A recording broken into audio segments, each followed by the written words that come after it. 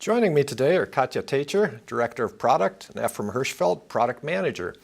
The pending retirement of LIBOR will have a significant impact on asset valuations tied to this popular benchmark. How is Charles River preparing our technology stack for this pending change? In Charles River, we actually store many curves today already, and the assignment of different curves to various securities is driven by rules.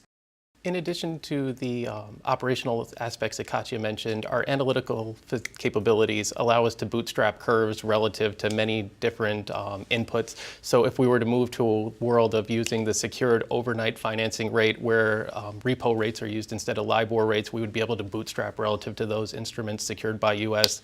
government bonds as opposed to LIBOR deposit rate securities. So you would get continuity from the operations and the analytical component of the system as well. Thank you both.